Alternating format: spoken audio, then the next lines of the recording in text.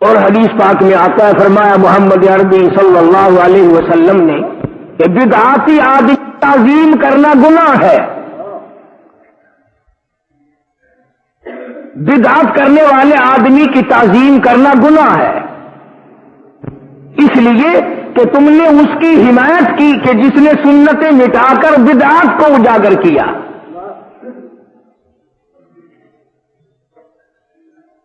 اور یاد رکھیے، میں نے آیت الکرسی کا ترجمہ ذکر کرتے ہوئے بھی یہ بات بتائی تھی کہ رب العالمین پروردگار عالم ہے اور وہ ساری کائنات کے ارادوں سے واقف ہے۔ میرے اور آپ کے دل میں ایک بات 100 سال کے بعد جو آنی ہے، اللہ کو پہلے سے پتا ہے۔ اسی کا نام تو خدائی ہے جو سب کچھ جانتا ہو اور کبھی بھی کسی ہاتھ کسی کا محتاج نہ بنا ہو۔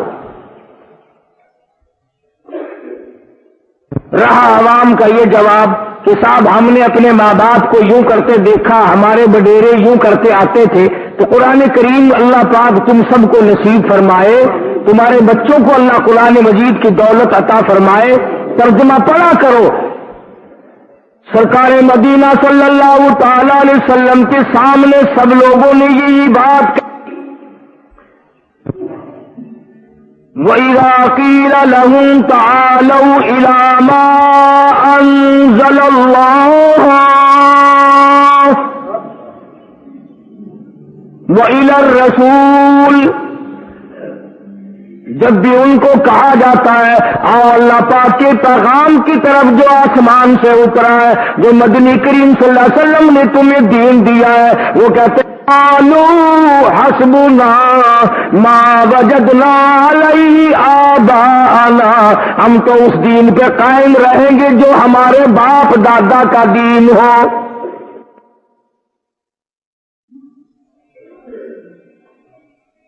دین کے بارے میں تو باپ دادا یاد آ گئے۔ کبھی کسی ڈی سی نے بھی کہا کہ میں تو اس کرسی پہ نہیں بیٹھتا، میرا دادا تو گلیوں میں جھاڑو دے کے مر گیا، میں ڈی سی کیوں بنوں؟ کبھی کسی پوتے نے اپنے بنگلے کو آگ لگائی کہ میرا دادا تو جھونپڑی میں رہتا تھا، میں بنگلے میں کیوں رہوں؟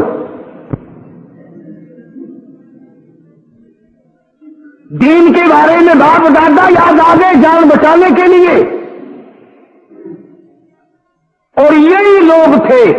جنہوں نے خدا کی قسم اس ذات کو تنگ کیا ہے، زمین تنگ کر دی محمد کریم صلی اللہ علیہ وسلم کی ذات پہ۔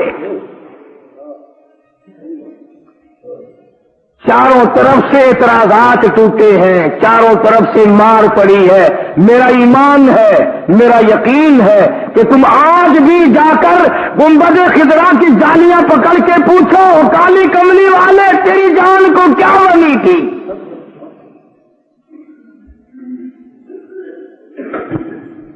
چاروں سے عربی لوگ آ گئے،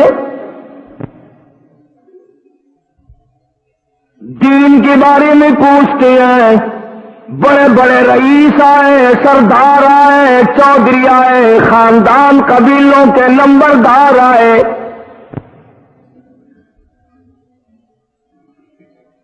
تیرا دین کیا ہے، تیرا ایمان کیا ہے، تیرا مذہب کیا ہے، تیرا مسلک کیا ہے، عقیدہ کیا ہے؟ مدنی کریم صلی اللہ علیہ وسلم سے ہر وقت یہی باتیں کرتے ہیں۔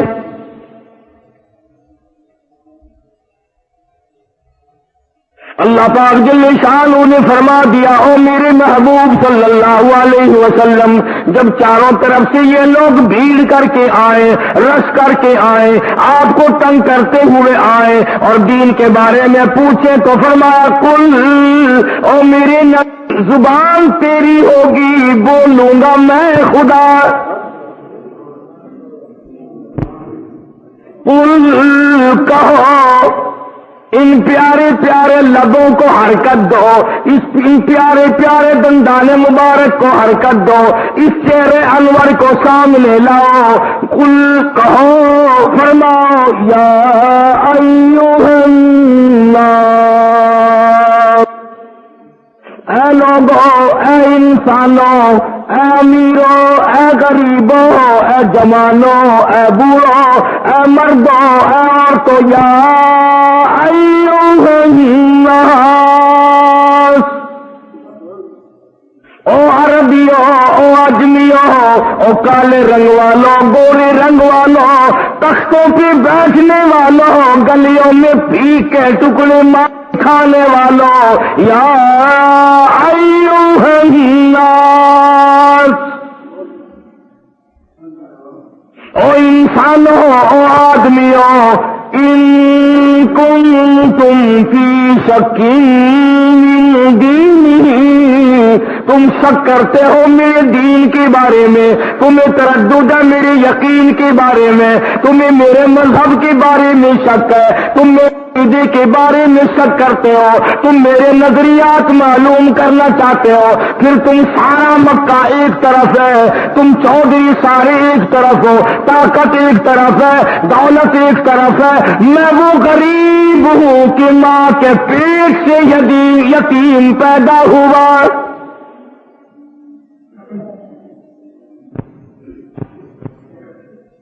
ساری چودراہٹ ایک ہے، سارے رئیس ایک طرف ہے، قبیلے اور خاندان ایک طرف ہے، ساری کی ساری دولت ایک طرف ہے، پھر میں تم سے ڈرنے والا نہیں، میں گھبرانے والا نہیں، میں کسی سے سامنے جھکنے والا نہیں، میں بکنے والا نہیں، فرمایا سنو پھر میرا دین یہ ہے، فلا اعبد الذین تعبدون من دون اللہ،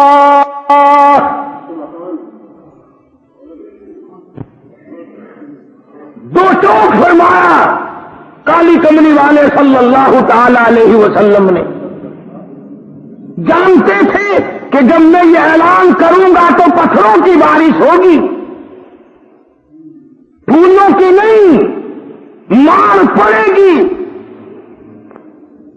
ارے اور کون سا تنازع تھا اور کون جھگڑا تھا اور کیا بنا فساد تھا کہ اندازہ لگاؤ، مکے کے مشرک کافر مکھن چاٹتے ہیں اور دو جہان کے بادشاہ محمد رسول اللہ صلی اللہ تعالی علیہ وسلم بنائے خاندان کے درختوں کے پتے بھی دستیاب نہیں ہیں۔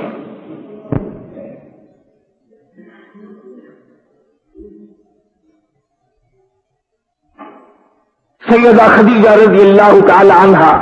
حضرت کی گھر والی،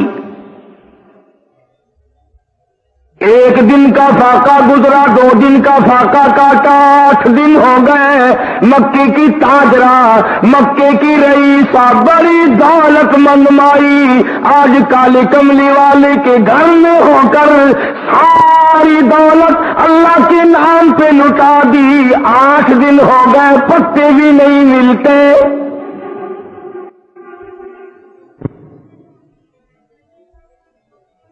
تھا تو کافر سیدہ خدیجہ کا بھتیجا،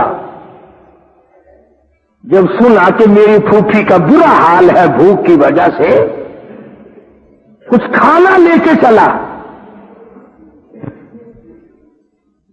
ان میں پھر بھی اتنی مروت تو آئی کہ دین کی دشمنی تھی، چلو میری پھوپھی 8 دن کی بھوکی ہے، روٹی دے کر آؤں، تمہیں پتہ چل جائے کہ میری پھوپھی بھوکی ہے تو اور بھوکی مارنے کی کوشش کرو گے۔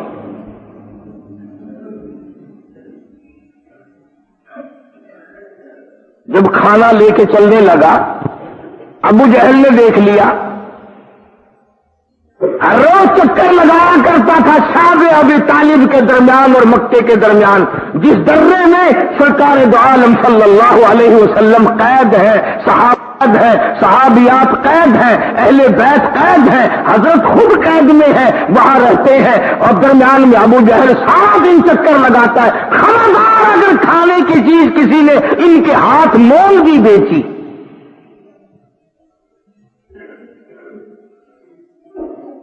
جو کلمہ پڑھنے والا ہے اس کو آٹا نہیں دینا، جو بھی لا الہ الا اللہ محمد رسول اللہ صلی اللہ علیہ وسلم پڑھتا ہے اس کے ہاتھ آٹا نہیں بیچنا، دانا نہیں بیچنا، کھجور نہیں بیچنی۔ مکے والوں نے بائیکاٹ کیا ہوا، زبردست بائیکاٹ ہے۔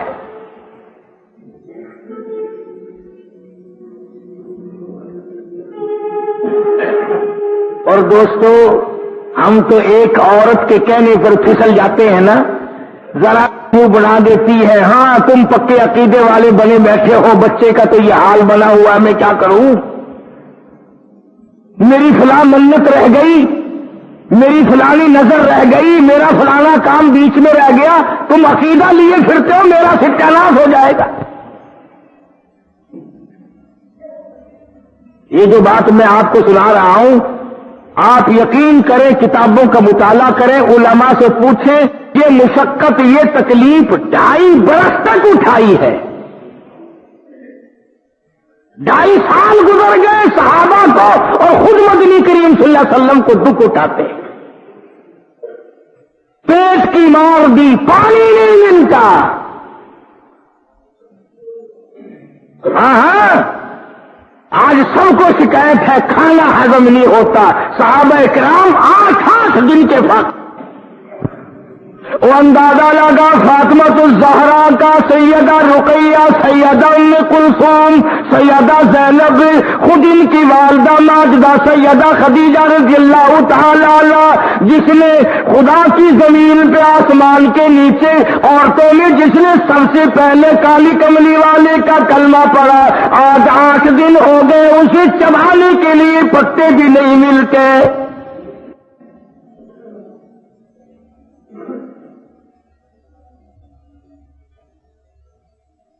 نڈال کر دیا بھوک نے، پریشان کر دیا بھوک نے۔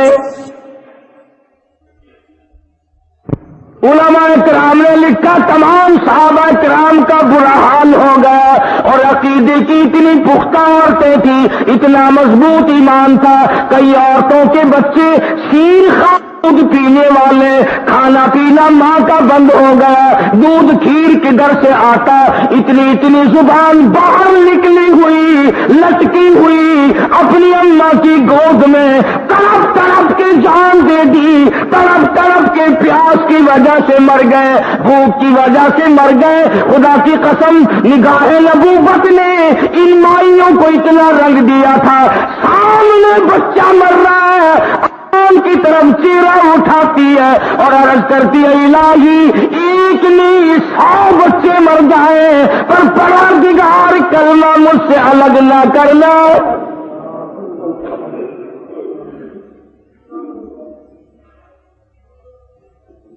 ایسے وقت میں پتہ چلتا ہے ایمان کا، یوں کیا پتہ چلے، یوں تو تم کہتے ہو کہ جنت کی کنجی میرے پاس ہے، میرے پاس ہے، اور یہ اللہ کی ذات جانتی ہے کہ جنت میں کون جائے گا۔ ابو جہل کی نظر پڑی، حضرت خدیجہ کے بھتیجے کو دیکھ لیا تو کھانا لے کے کہاں چلا؟ وہ کہنے لگا میری پھوپھی کا برا حال ہے، بھوک سے نڈھال ہو گئی ہے، میں تھوڑا سا کھانا لے کے چلا ہوں۔ اللہ اکبر! آج شادی میں اگر کسی کو ہم نہ پوچھیں، ساری عمر اکڑا کے نہیں اترتا۔ پہلی شادی میں ہم کو پوچھا نہیں، اب آ گئے ہو، بھلا یہ بھی کوئی سودا ختنہ کرانا؟ ارے میاں ختنہ میں تو ہم کو پوچھا نہیں، شادی کے لیے آ گئے ہو؟ میرا خیال ہے اس وقت یہ کہنا چاہیے، آئندہ ساری ختنہ تیرے سے ہی کرایا کریں گے، برا نہ مان۔ اللہ نہ لگا ذہنیت دیکھو مسلمانوں کی،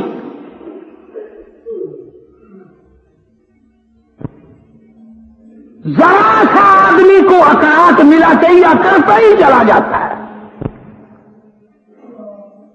آج کون ہے جو اس بات سے انکار کرے میں تمہاری شادی میں اس لیے شریک نہیں ہوتا، لڑکی بے نماز ہے، لڑکا بھی بے نماز ہے، میں تمہاری خوشی میں اس لیے شریک نہیں، تم رات دن قبریں چاٹتے پھرتے ہو، شرک کی لعنت میں گرفتار ہو، میں تمہاری شادی میں شریک نہیں ہوتا، اور اللہ کی ذات و صفات میں کوئی شریک کرتا رہے پھر تو تجھے پرواہ نہیں، اور اگر تیری پگڑی کو تھوڑی سی آنچ آ جائے تو پھر بڑا بن جاتا ہے۔ اللہ کی ذات تو کچھ نہ ہوئی، نہ تو سب سے بڑا ہے۔ اور اگر آ کر کسی نے پوچھ لیا نا، دیکھو جب تم آ گئے ہو نا، اب یہ کام ہمارا ہے، اب یہ ہم کریں گے، پیسے ویسے کی جتنی ضرورت ہو کھلا خرچ کرو۔ آج مسلمان نفرت اپنے مطلب کے لیے کرتا ہے، دین کے لیے نفرت کون کرتا ہے؟ کون ہے آج ان باتوں کو سوچنے والا جو اسلام نے ہمیں بتائی تھی، جو خود مدنی کریم صلی اللہ علیہ وسلم نے بتائی نہیں، جھیلی ہے، اٹھائی ہے۔ ابو جہل کہنے لگا خبردار، ایک روٹی کا لقمہ نہیں جانے دوں گا، تیری پھوپھی بھوک کی وجہ سے مر سکتی ہے، تیری پھوپھی بیٹیاں بھوک سے مر جائیں بھلے مر جائیں، پرواہ نہیں، سارے مسلمان مر جائیں، مگر ایک روٹی کا ٹکڑا نہیں جانے دوں گا۔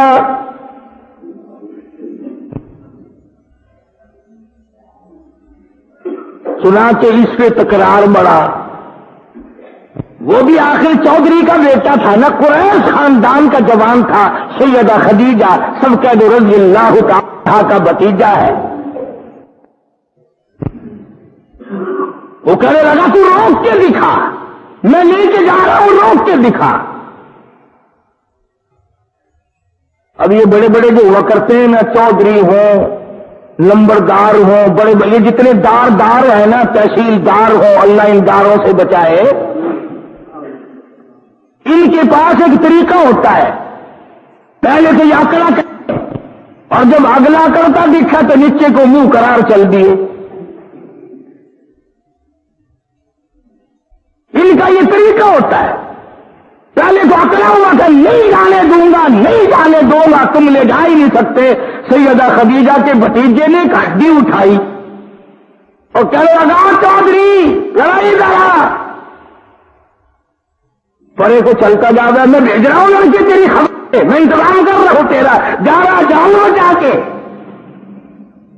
وہ بھی تو قریش کا خاندان تھا، ماری سر میں ہڈی ابو جہل کا سر پھاڑ دیا۔ لڑائی ہو پڑی، لڑائی ہو گئی آپس میں،